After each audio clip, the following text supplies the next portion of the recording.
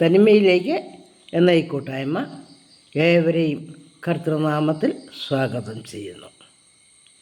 ഈ പുതിയ ദിവസം ദൈവഹിതപ്രകാരം നമ്മുടെ ജീവിതത്തെ ക്രമീകരിച്ച് അനുഗ്രഹങ്ങൾ പ്രാപിക്കുവാൻ പരിശുദ്ധാത്മാവ് നമ്മെ വഴി നടത്തണമേ എന്ന് നമുക്ക് പ്രാർത്ഥിക്കാം. യോനയുടെ പുസ്തകം 4-ാം അധ്യായം 4-ാം വാക്യം വായിക്കുന്നു. നീ കോപിക്കുന്നത് വിഹിതമോ എന്ന് യഹോവ ചോദിച്ചു. ദൈവം സൃഷ്ടിയുടെ ആരംഭം മുതൽ മനുഷ്യനോട് ചോദിക്കുന്ന ചില ചോദ്യങ്ങൾ എന്നും പ്രസക്തമായിട്ടുണ്ട്. ആദ്യ മാതാപിതാക്കളോട് ദൈവം ചോദിക്കുന്നു, ആദമേ നീ എവിടെ? തോട്ടത്തിൽ ആദാമിനെ അന്വേഷിച്ച് ആദാമിൻ്റെ കൂട്ടായ്മയ്ക്കായി ആഗ്രഹിച്ച് ഇറങ്ങി വന്ന ദൈവം ആദാമിനെ താൻ പ്രതീക്ഷിച്ച സ്ഥാനത്ത് കാണാഞ്ഞപ്പോൾ ചോദിക്കുന്നു, നീ എവിടെ? അവൻ ജീവിച്ചിരിപ്പുണ്ടെന്ന് ആ ദൈവത്തിന് അറിയാം. ദൈവം അവൻ എവിടെയാണെന്ന് അവൻ തന്നെ മനസ്സിലാക്കുവാൻ ദൈവം അവനോട് ചോദിക്കുകയാണ്. സർവപ്രപഞ്ചത്തെ സൃഷ്ടിച്ചിരിക്കുന്ന ദൈവത്തിന് അജ്ഞാതമായ സ്ഥാനത്തല്ല ആദം ഒളിച്ചിരിക്കുവാൻ സാധ്യതയുള്ളത്. ദൈവത്തിനറിയാം. പക്ഷെ ദൈവം പ്രതീക്ഷിക്കുന്ന സ്ഥാനത്തല്ല ആദം ആയിരിക്കുന്നത്. അതുകൊണ്ട് ദൈവം അവനോട് ചോദിക്കുകയാണ്. രണ്ടാമത്തെ ചോദ്യം, നിൻ്റെ സഹോദരൻ എവിടെ? ആദമിൻ്റെ മകൻ കയീനോട് ചോദിച്ച ചോദ്യമാണല്ലോ. തൻ്റെ സഹോദരനെ ഇല്ലായ്മ ചെയ്ത കയീൻ അതിന് ഉത്തരം പറയുവാൻ ബാധ്യസ്ഥനാണ്. സഹോദരൻ എവിടെയായിരിക്കുന്നു, ഏതവസ്ഥയിലായിരിക്കുന്നു എന്ന് സ്വന്തം സഹോദരൻ, രക്തബന്ധത്തിലുള്ള സഹോദരൻ അറിഞ്ഞിരിക്കണം എന്ന് ദൈവം ആഗ്രഹിക്കുന്നു. സഹോദരനെക്കുറിച്ചുള്ള കരുതൽ ദൈവം അർപ്പിക്കുകയാണ്. നിൻ്റെ സഹോദരൻ എവിടെ? കയീൻ അതിന് ഉത്തരമായി ചോദിക്കുന്ന മറു ചോദ്യം, ഞാൻ എൻ്റെ സഹോദരൻ്റെ കാവൽക്കാരനോ? ഇന്നും ഈ ചോദ്യം പ്രസക്തമാണ്. സഹോദരങ്ങൾ തമ്മിലുള്ള ബന്ധം, അവൻ്റെ കാര്യം അവന്, എൻ്റെ കാര്യം എനിക്ക്. ഞാൻ അധ്വാനിച്ചുണ്ടാക്കുന്ന പണം എനിക്ക്, അത് മറ്റുള്ളവർക്ക് വേണ്ടി ചിലവാക്കുവാൻ ഉള്ളതല്ല. ഇന്ന് പണം കേന്ദ്രീകൃതമായി മനുഷ്യൻ്റെ സംസ്കാരം വഴിതിരിഞ്ഞപ്പോൾ മനുഷ്യൻ്റെ മനോഭാവം ഇതല്ലേ. ഇന്നും ദൈവം ചോദിച്ചുകൊണ്ടിരിക്കുകയാണ്, നിൻ്റെ സഹോദരൻ എവിടെ? അതിന് ദൈവത്തോട് പറയുവാൻ മനുഷ്യന് സാധിക്കുന്ന ഉത്തരം, ഞാൻ എൻ്റെ സഹോദരൻ്റെ കാവൽക്കാരനോ?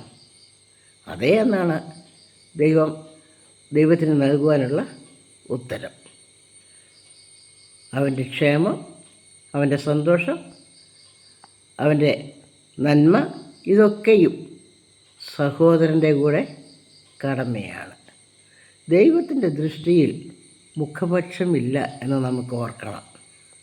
ഞാനും എൻ്റെ സഹോദരനും തമ്മിൽ ദൈവത്തിന് ഒരു മുഖപക്ഷവുമില്ല. ദൈവത്തെ നോക്കി വിളിക്കുന്ന ഏവരെയും ദൈവം ഒരുപോലെ കടാക്ഷിക്കുന്നു. ദൈവത്തിൻ്റെ ദാനങ്ങൾ നമ്മളെ അതാണല്ലോ പഠിപ്പിക്കുന്നത്. മരുഭൂമിയിൽ ദൈവം 40 വർഷക്കാലം ഇസ്രായേൽ മക്കളെ പരിപാലിച്ചു. ദൈവം അവർക്ക് എല്ലാവർക്കും കൊടുത്ത ഒരേ ഭക്ഷണമാണ്. ഓരോരുത്തരും അവനവൻ്റെ ആവശ്യത്തിന് എടുക്കുന്ന അളവിൽ ഏറ്റക്കുറച്ചിലുകൾ ഉണ്ടായിരിക്കാം. പക്ഷേ എല്ലാവരെയും തൃപ്തരാക്കുന്ന, ദൈവത്തിൻ്റെ പ്രസാദം കൊണ്ട് തൃപ്തരാക്കുന്ന ഒരു ദൈവമാണ് നമുക്കുള്ളത് എന്നോർത്ത് നമുക്ക് സ്തോത്രം ചെയ്യാം. അവിടെ സഹോദരനെക്കുറിച്ചുള്ള കരുതൽ നമുക്ക് ഓരോരുത്തർക്കും ഉണ്ടായിരിക്കണം.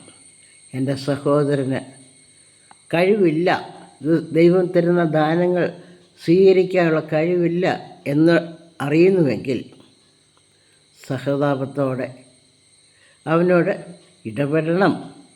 അനുഭാവത്തോടെ ഇടപെടണം. അവനും ഞാനും ഒരേ നിരയിൽ വന്ന് ദൈവസന്നിധിയിൽ കാത്തിരിക്കണം എന്ന് ദൈവം ഓർപ്പിക്കുകയാണ്.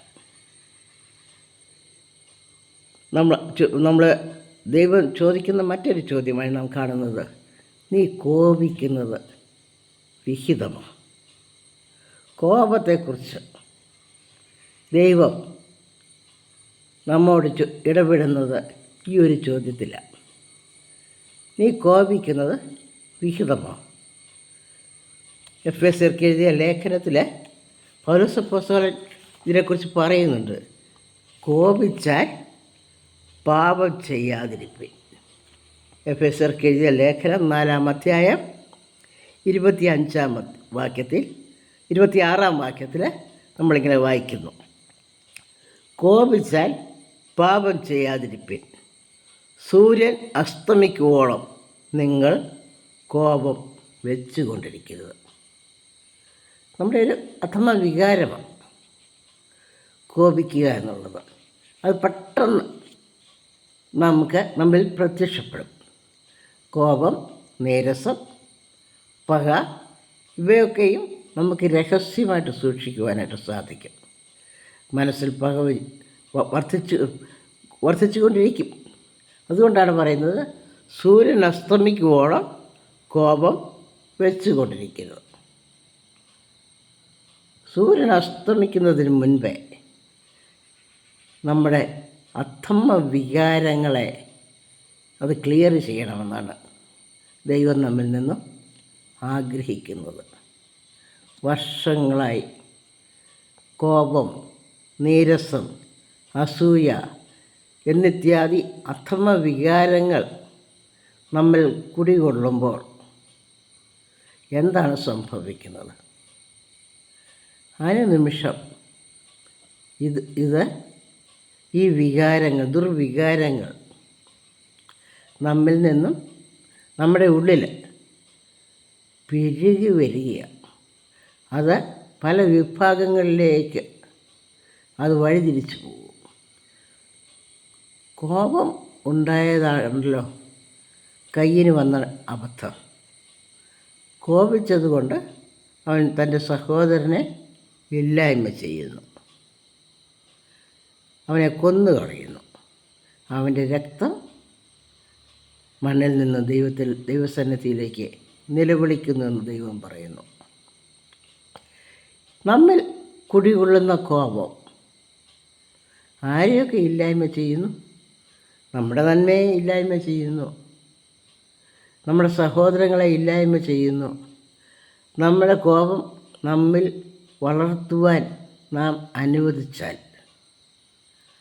അതിൽ നിന്നും ഉപവിഭാഗങ്ങളായ പകയും, നീരസവും, അസൂയയും, ഏഷണിയും എന്നിത്യാദി ദുർഗുണങ്ങൾ നമ്മിൽ പെരുകിക്കൊണ്ടിരിക്കും.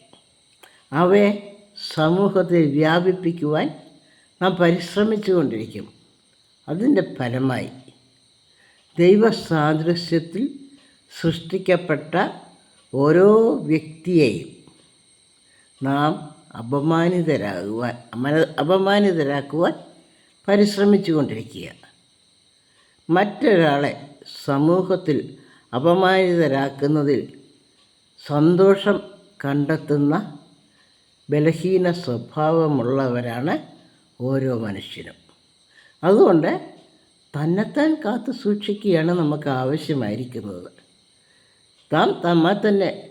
തന്നെത്താൻ കാത്തു സൂക്ഷിക്കുമ്പോൾ നമ്മുടെ അധമ വികാരങ്ങളെയാണ് കാത്തു സൂക്ഷിക്കേണ്ടത്. എൻ്റെ വായിലെ വാക്കുകളും എൻ്റെ ഹൃദയത്തിലെ വിചാരങ്ങളും ദൈവമേ നിനക്ക് പ്രസാദമുള്ളതാകണമേ എന്നുള്ള ആത്മാർത്ഥമായ പ്രാർത്ഥന നാം അനുനിമിഷം പ്രാർത്ഥിക്കേണ്ടത് നമ്മുടെ ജീവിതത്തിൻ്റെ പുതുക്കത്തിന് ആവശ്യമായിരിക്കുന്നു. പ്രത്യേകിച്ച് ഉയർപ്പിൻ്റെ സന്തോഷത്തിൻ്റെ ശേഷം പരിശുദ്ധാത്മാവിൻ്റെ ആഗമനത്തിനായുള്ള ഈ നാളുകൾ നാം കാത്തിരിപ്പിൻ്റെ നാളുകളായി സഭ ആചരിക്കുമ്പോൾ നമ്മളിലുള്ള അധമ വികാരങ്ങളെ നമുക്ക് ഒന്ന് ശോധന ചെയ്യാം. നീ കോപിക്കുന്നത്, നീ മത്സരിക്കുന്നത്, നീരസം വെച്ചുകൊണ്ടിരിക്കുന്നത് എന്നിത്യാദി ആരും കാണാത്ത, ആരും അറിയാത്ത നമ്മുടെ അധമ വികാരങ്ങൾ നിനക്ക് ചേർന്നതാണോ? നിൻ്റെ ക്രിസ്തീയ വളർച്ചയ്ക്ക് ചേർന്നതാണോ? നിൻ്റെ സാമൂഹ്യ ബന്ധങ്ങൾ ബലപ്പെടുത്തുവാൻ പര്യാപ്തമാണോ എന്നൊക്കെ ദൈവം നമ്മോട് ചോദിച്ചു കൊണ്ടിരിക്കുക. അതുകൊണ്ട് ദൈവം യോനയോട് ചോദിക്കുകയാണ്, നീ കോപിക്കുന്നത് വിഹിതമാണോ? അത് എന്തിനു വേണ്ടിയാണ് കോപിക്കുന്നത്? ദൈവം യോനയ്ക്കൊരു നിയോഗം കൊടുത്തു. നിനവയിലേക്ക് ചെന്ന് അവിടെയുള്ള ആളുകൾ നശിച്ചു പോകാതെ അവരോട് മാനസാന്തരത്തിനായുള്ള സുവിശേഷം അറിയിക്കുവാൻ.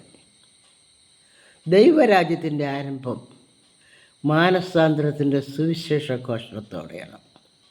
കർത്താവിൻ്റെ പരസ്യ ശുശ്രൂഷ ആരംഭിക്കുന്നത് ഈ വാക്യത്തിലാണല്ലോ. ദൈവരാജ്യം സമീപിച്ചിരിക്കുന്നു, മാനസാന്തരപ്പെട്ട് സുവിശേഷത്തിൽ വിശ്വസിക്കുക. മാനസാന്തരപ്പെടുക എന്നുള്ളത് ഓരോ വ്യക്തിയുടെയും ആവശ്യമാണ്. സുവിശേഷത്തിൽ വിശ്വസിക്കുക എന്നുള്ളത് ഓരോ വ്യക്തിയുടെയും വളർച്ചയ്ക്ക് ആവശ്യമാണ്. മാനസാന്തരപ്പെട്ട് സുവിശേഷത്തിൽ വിശ്വസിക്കുവാൻ ഉള്ള ആഹ്വാനത്തോടെയാണ് കർത്താവ് തൻ്റെ പരസ്യ ശുശ്രൂഷ ആരംഭിക്കുന്നത്. മനസ്സ് പുതുക്കി രൂപാന്തരപ്പെടുക ദിനംതോറും. അതുകൊണ്ട് നമുക്ക് ലഭിച്ചിരിക്കുന്ന ആഹ്വാനം, ദൈവത്തിൻ്റെ ഹിതം അത് പൂർണ്ണമായതാണ്. ദൈവത്തിൻ്റെ ഹിതം തികവുള്ളതാണ്. ആ ഹിതം മനസ്സിലാക്കുവാൻ നമ്മുടെ മനസ്സിനെ അനുനിമിഷം പുതുക്കേണ്ട ആവശ്യമാണ്. നമുക്ക് തെറ്റുപറ്റിപ്പോകും. നാം ജീവിക്കുന്നത് ഈ ലോകത്തിലാണ്. നാം കുളിച്ചിട്ട് എത്ര നല്ലതായിട്ട് കുളിച്ചാലും, നല്ല വൃത്തിയുള്ള വസ്ത്രം ധരിച്ചാലും, പുറത്തോട്ട് ഇറങ്ങുമ്പോൾ നമ്മുടെ വസ്ത്രത്തെ ചെളി പിടിക്കുന്നു, നമ്മുടെ ശരീരം വിയർപ്പ് ഉള്ള ദുർഗന്ധം ഉളവാക്കുന്നു, നമ്മുടെ ആന്തരിക അവയവങ്ങളിൽ പല മാറ്റങ്ങൾ വരുന്നു. അനുനിമിഷം ശരീരത്തിലും മനസ്സിലും ആത്മാവിലും പുതുക്കം പ്രാപിച്ചെങ്കിൽ മാത്രമേ നമ്മുടെ സാമൂഹ്യ ബന്ധങ്ങൾ നേരെയാക്കുവാൻ സാധിക്കുകയുള്ളൂ. അവിടെ നമുക്ക് ഏറ്റവും അത്യാവശ്യമായ ഘടകം, നാം മനുഷ്യരാണ്, ബലഹീനരാണ്, എപ്പോഴും തകരുവാനും വീഴുവാനും സാധ്യതയുള്ളവരാണ്. നമുക്കാർക്കും അവകാശപ്പെടുവാൻ കഴിയുകയില്ല, ഞാൻ പെർഫെക്റ്റാണ്, ഞാൻ ചെയ്യുന്നത് ശരിയാണ്. അല്ലല്ല, ഇത് ശരിയാണ്. പൗലോസ് അപ്പോസ്തലൻ ഇത് നല്ലൊരു മാതൃക നമുക്ക് ഫിലിപ്പിയർക്ക് എഴുതിയ ലേഖനത്തിൽ പറഞ്ഞു തരുന്നുണ്ട്. സഹോദരന്മാരെ, ഞാൻ പിടിച്ചിരിക്കുന്നത് ഞാൻ വിചാരിക്കുന്നില്ല, എനിക്കും അത് പിടിക്കാമോ എന്ന് വെച്ച് ഞാൻ പിന്തുടരുന്നത് മാത്രമേ ഉള്ളൂ. നമ്മുടെ ജീവിതയാത്ര നമ്മുടെ ലക്ഷ്യത്തെ പ്രാപിക്കുവാനുള്ള ഒരു പിന്തുടർച്ചയാണ്. ഏതിനെയാണ് പിന്തുടരുന്നത്? നമ്മുടെ മാതൃകയായ ക്രിസ്തുവിനെ പിന്തുടരുക. അതിനുവേണ്ടി തൻ്റെ ഈ ലോകത്തിലെ സകല മഹിമകളും താൻ വെടിഞ്ഞു ചപ്പെന്നും ചവറെന്നും എണ്ണുവാൻ പൗലോസ് അപ്പോസ്തലൻ തൻ്റെ ജീവിതത്തിൽ കൂടെ നമുക്ക് മാതൃക കാണിച്ചു തന്നിരിക്കുക.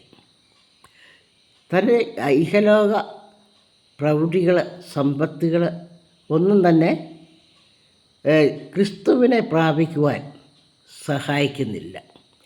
നാം പ്രാപിച്ചെങ്കിൽ മാത്രമേ ക്രിസ്തുവിനെ മറ്റുള്ളവർക്ക് കൊടുക്കുവാൻ നമുക്ക് സാധിക്കുകയുള്ളൂ.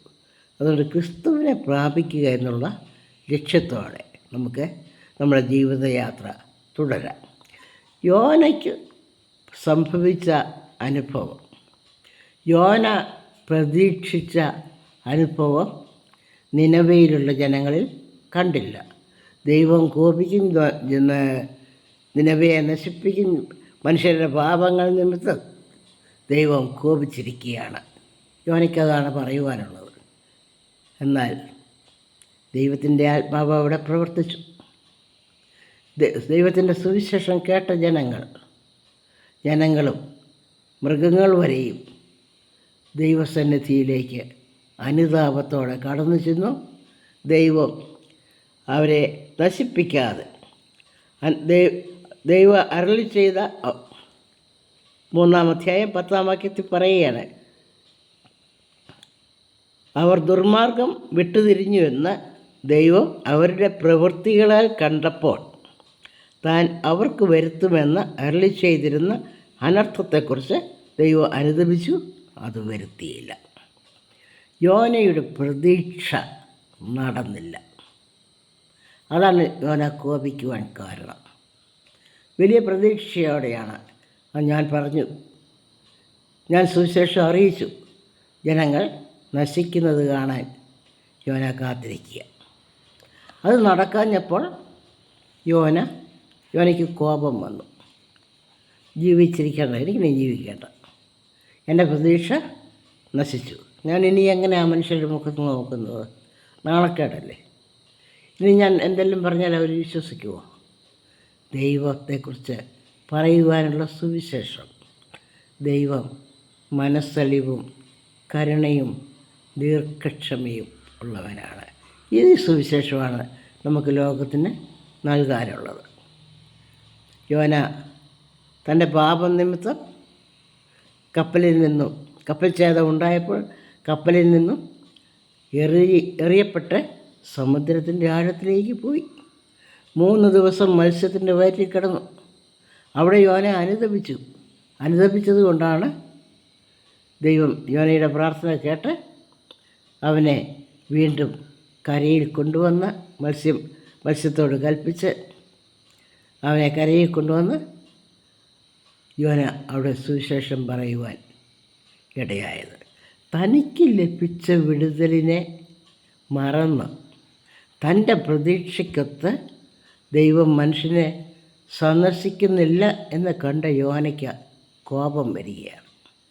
ആ കോപിക്കുന്ന സമയത്ത് തൻ്റെ ഉള്ളിലേക്ക് തന്നെ താനൊന്ന് നോക്കിയിരുന്നെങ്കിൽ തനിക്ക് മനസ്സിലാകുമായിരുന്നു, എനിക്ക് കോപം വരുന്നത് മണ്ടത്തരമാണ്. കാരണം കടലിൻ്റെ ഉള്ളിലേക്ക് എറിയപ്പെട്ട താൻ മത്സ്യത്തിൻ്റെ വയറ്റിൽ കിടന്ന് 3 ദിവസം ദൈവത്തോട് നിലവിളിച്ചതിൻ്റെ ഫലമായിട്ടാണ് താൻ വീണ്ടും ജീവിച്ചത്.